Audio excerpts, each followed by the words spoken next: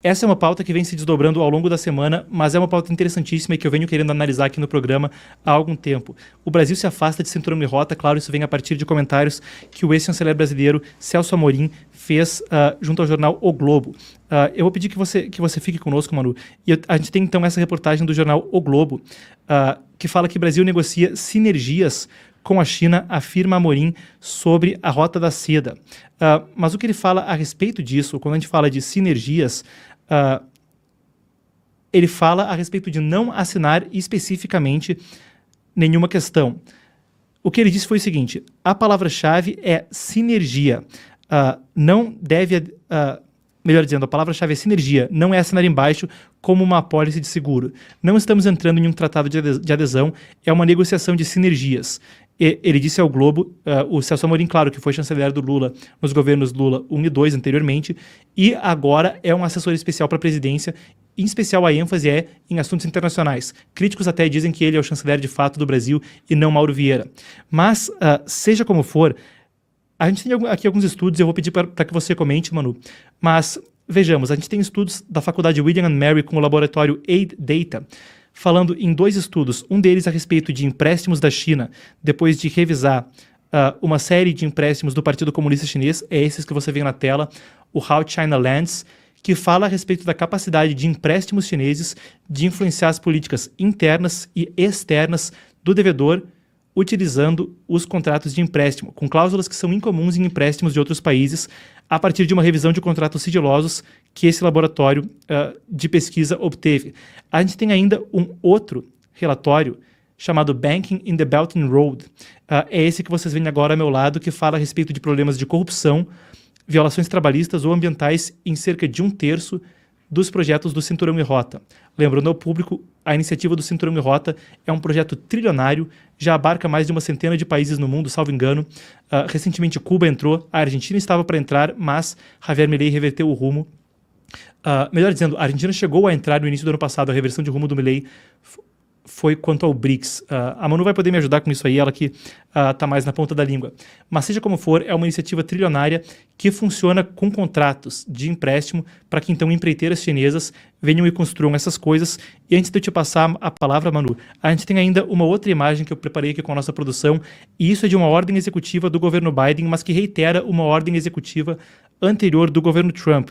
E essa é uma ordem que fala que muitas das companhias estatais chinesas ou companhias privadas, mas que têm profundos laços com o complexo industrial militar chinês, essas são ameaças de segurança nacional para os Estados Unidos, seja por questão de espionagem, seja por outras formas de cooperação tecnológica que podem dar para a China vantagens competitivas de maneiras irregulares, de maneiras ilícitas dentro dos Estados Unidos.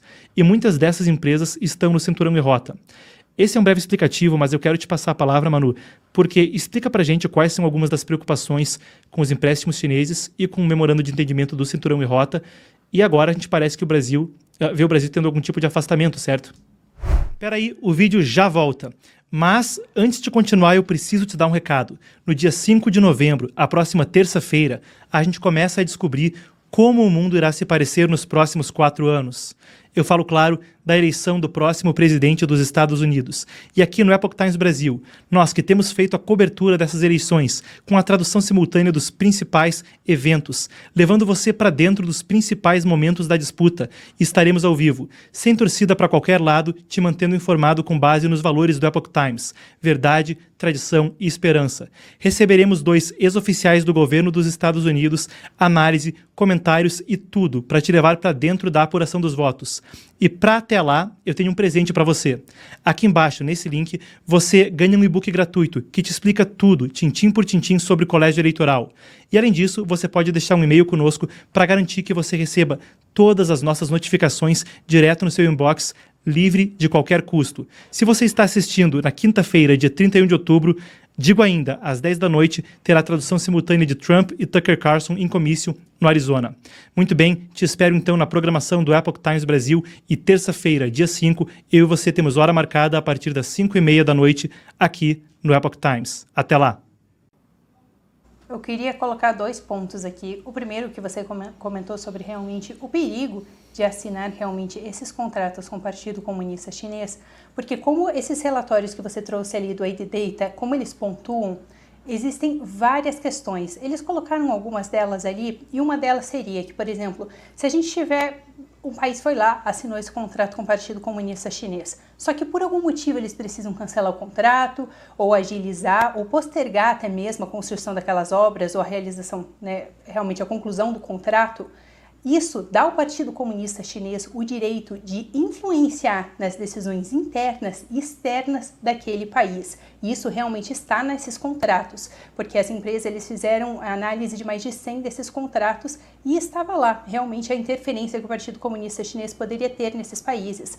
Outra questão que também chama bastante atenção são as cláusulas de sigilo, ou seja, uma coisa que é super incomum, mas esses países eles não podem nem comentar que eles têm essa dívida com o Partido Comunista Chinês, o que faz inclusive a gente se questionar, porque tem vários casos muito conhecidos de países que se endividaram com o regime chinês por conta do cinturão e rota, mas quantos mais países talvez exista e a gente nem tem acesso, já que existem essas cláusulas de confidencialidade. Outra questão sobre isso que você falou, sobre realmente o Brasil estar se dissociando, existe um fato bem interessante que o Brasil falou que eles não querem assinar o contrato, que talvez eles não entrem oficialmente, mas isso também não impede o Brasil de fazer todo tipo de acordo de infraestrutura que também pode ser bem problemático com o Partido Comunista Chinês. E um bom exemplo disso é o próprio Equador, porque eles chegaram depois a entrar no cinturão e rota e eles tiveram vários problemas com isso. No entanto, vários dos problemas que eles tiveram com obras de infraestrutura dentro do país foram feitos ainda antes da assinatura do cinturão e rota. Eles têm vários problemas com algumas represas que foram construídas muito próximas de um vulcão. E essa represa ela começou a se rachar, ela começou a rachar por conta da localização, por causa das atividades sísmicas ali que eles tinham. Então, hoje em dia, ela está inutilizada. Até alguns anos atrás, quando Xi Jinping foi visitar o Equador, eles tentaram colocar para funcionar essa represa e acabou inundando vários dos lugares. Então, eu só estou dando esse exemplo para a gente entender que, embora o Celso Amorim tenha dito que eles não querem realmente firmar um contrato com o regime chinês para entrar oficialmente no cinturão e rota, isso não significa que necessariamente o Brasil não vai ter algum acordo de infraestrutura com o regime chinês. E até vale ressaltar que a gente também não entende exatamente que tipo de acordo pode ser feito entre os dois países. Na semana passada, o Celso Amorim estava na China para alinhar todos os detalhes de como será a vinda do Xi Jinping para agora o evento do G20 que a gente vai ter nesse próximo mês. E todas as demandas que o Partido Comunista Chinês está fazendo para a realização deste evento estão sendo atendidas pelo Brasil. Então, não significa necessariamente que o Brasil e a China não vão poder negociar algum outro tipo de acordo para que o Brasil entre no cinturão e rota. A gente realmente vai ter que entender e esperar para ver o que acontece agora. É interessante isso, e eu também queria trazer um ponto ao público a respeito do assunto. Claro, a gente viu o episódio onde barcos do Irã, navios militares do Irã, que já haviam inclusive recebido sanções dos Estados Unidos, atracaram no Rio de Janeiro no ano passado, em 2023, e houve atritos diplomáticos com Israel, e claro que a entrada do Irã, um país considerado um patrocinador estatal de terrorismo pelos Estados Unidos, no grupo dos BRICS, cria uma conjuntura internacional onde o Brasil pode ser visto como um país que se aproxima de regimes totalitários.